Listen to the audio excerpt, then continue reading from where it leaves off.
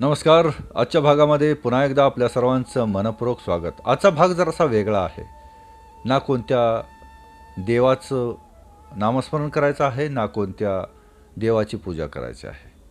पूजा करायची आहे ती आपली स्वतःची आणि आपल्या मनाची.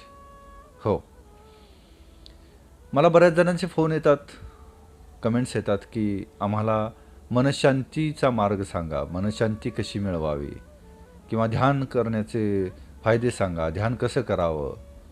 मन एकाग्र होत नाही, अभ्यास करताना मन विचलित होतं किंवा एखादा अचूक निर्णय घेऊ शकत नाही, द्विधा मनस्थिती होते, काय करायचं. एक गोष्ट लक्षात घ्या, या सगळ्या गोष्टी सहज सोप्या आहेत. याच्या अगोदरही काही लोक ह्या गोष्टी करत होती. आजच का अवघड झाली. आपण जेवढी प्रगती केली तेवढीच मनानं अधोगती केली. हां, मोबाईलच्या माध्यमातून आपण जगातल्या कुठल्याही माणसाशी एका सेकंदात बोलू शकतो, त्याला पाहू शकतो, त्याचा आवाज ऐकू शकतो. परंतु लक्षात येते का, आपण मनानं बरेच लांब गेलोत. आपल्याच माणसांशी आपण नाती तोडलीत. आपण आपल्याच लोकांशी बोलत नाही, त्यांच्याशी संबंध तोडून टाकले. मुलगा वडिलांशी बोलत नाही, सून सासूशी बोलत नाही, आई मुलाशी बोलत नाही, पती पत्नीशी बोलत नाही, पत्नी पतीशी बोलत नाही, भाऊ बहिणीशी बोलत नाही, बहीण भावाशी बोलत नाही. सगळी नाती रिश्ते सगळे तोडून टाकले आपण. कुठेतरी थोडासा मनाला लागलेला अहंकार, कुठेतरी गर्व, पैशाचा असेल, सौंदर्याचा असेल, इस्टेटीचा असेल, शिक्षणाचा असेल, या सगळ्या गोष्टी आपण स्वतःच्या मनाला चिकटवून ठेवल्या आणि आपणच आपल्या परिवाराचे दुश्मन झालोत. आपला कुठेतरी इगो आडवा येतो. माझी चूक झालेली नाही, मी का माघार घेऊ. एक वेळ या सगळ्या गोष्टी जवळ आणण्याचा प्रयत्न करा. आपलीच लोक आहेत, आपल्याच लोकांशी माफी मागण्यात, आपल्याच लोकांशी क्षमा मागण्यात कसला कमीपणा. म्हणा एकदा, होय असू दे, चुकलो माझं. सगळी रिश्ती चांगली होतील, सगळी नाती चांगली होतील. पुन्हा एकदा तोच ओलावा, मायेचा ओलावा मिळेल. कधी तुम्ही सगळा परिवार, आई वडील, भाऊ बहीण, बहिणींची जरी लग्न झाली असतील तरीही एखादा दिवस, महिन्यातून, 6 महिन्यातून, वर्षातून एखादा दिवस सगळ्यांनी एकत्र या. झाल्या गोष्टी विसरून जा. सगळ्या गोष्टी गंगेला मिळू देत. सगळं झालं गेलं, कुणाचं तरी चुकलं असेल, द्या सोडून सगळ्या गोष्टी. सगळी आपलीच आहेत तोपर्यंत आहेत, त्यांना जपण्याचा प्रयत्न करूया. सगळे एकत्र येऊया. आई वडील, भाऊ बहीण सगळे एकत्र एका ठिकाणी बसूया, गप्पा गोष्टी करूया. जुन्या आठवणींना उजाळा देऊया.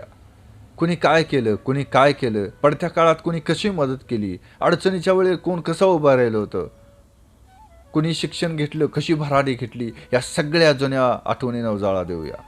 आणि मग बघा चंद्रावरती गेल्यावर जो आनंद मिळणार नाही तो मिळेल. संध्याकाळच्या वेळेला जुनं एखादं रेडिओवरती गाणं लावा वडिलांच्या आवडीचं. टी व्हीवरती सिनेमा लावा आईच्या आवडीचा. बहिणीच्या आवडत्या हिरोचा सिनेमा लावा. भावाला आवडणाऱ्या हिरोईनचं गाणं लावा. मग बघा किती प्रेमाचा ओलावा त्या नात्यामध्ये येतो. संध्याकाळच्या वेळेला सगळ्यांनी एकत्रितपणे जमिनीवरती चटई टाकून जेवायला बसा. एकत्रितपणे पूर्वीसारखी पंगत पाडा. कोणाला काय आवडतंय त्याला भरभरून खाऊ घाला. सगळे आजार तुमचे निघून जातील शरीरातले. जो आवडीचा पदार्थ आहे तो खाऊ घाला. त्याला आग्रह करा. भावाला करा, बहिणीला करा, आईला करा, वडिलांना करा आग्रह. खाऊ दे पोटभर. अरे इथं आग्रहानं दिलेला एक घास त्यांचं पोट भरू शकतो. तुम्ही त्यांची कधी विचारपूस नाही करत. भाऊ आहे का मेलाय माहीत नाही, बहीण आहे का अडचणीत आहे, आजारी पडले माहीत नाही. माझा तिचा काही संबंध नाही, मी सोडून टाकलेत सगळे संबंध. काय इगो एवढा? कुठल्या गोष्टीचा गर्व करतोय आपण? या सगळ्या गोष्टी विसरून जावा. एका क्षणात सगळं जिंकाल तुम्ही. एका क्षणात मनशांती मिळेल तुम्हाला. त्या रात्री तुम्हाला अशी झोप लागेल जी इथून माग 10-20 वर्षात लागली नसेल. आजारपणापासून सुटका मिळेल.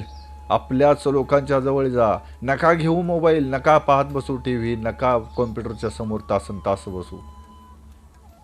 आपल्या बछड्यांना, आपल्या मुलाबाळांना सांगा, हे माझे बाबा ह्यांनी हे केलं होतं माझ्यासाठी, ही आई हिनं हे केलं होतं.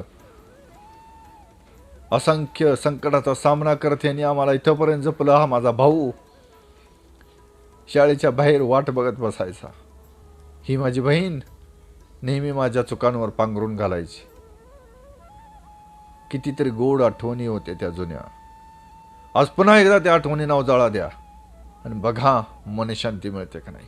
6 महिन्यातून, वर्षातून, 2 महिन्यातून, कधीही तुम्हाला वाटेल त्यावेळेला हा उपक्रम घरामध्ये साजरा करा आणि मग बघा तुम्हाला मनशांती मिळेल. काही वेळेला आपल्या बहिणींना, काही वेळेला स्त्रियांना मुभा मिळणार नाही, कारण आपल्या बहिणींना आपण घरामध्ये बोलवायचं तर एखादा समारंभ करावा लागेल. त्यासाठी तिला घरातून तिच्या पाठवून देतीलच याची गॅरंटी नाही. परंतु फोनवरून का असेना आपण सतत त्यांची मनधरणी करणं गरजेचं आहे. त्यांना आधार देणं गरजेचं आहे. आपल्या सगळ्या मुलांना, आपल्या सगळ्या नातेवाईकातल्या सगळ्या लोकांना महिन्यातून एकदा फोन करा.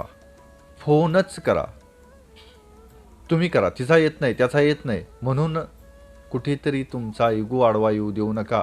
तुम्ही करा फोन. तुम्ही घ्या, माघार घ्या आणि मग बघा खरंच सुखाचे दिवस येतील. याच्यापेक्षा मोठी मनशांती जगात दुसरी कुठलीही नाही.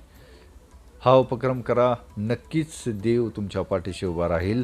स्वामींनाही खऱ्या मनानं आनंद होईल की याच परिवारात माझं जाणं, माझा आशीर्वाद देणं हे सार्थक ठरेल असं स्वामींनाही वाटेल. एक वेळ हा प्रयोग करून बघा. नक्की मनशांती मिळाल्याशिवाय राहणार नाही. भेटूया पुढील माहितीसह नवीन भागामध्ये. तोपर्यंत श्रीराम.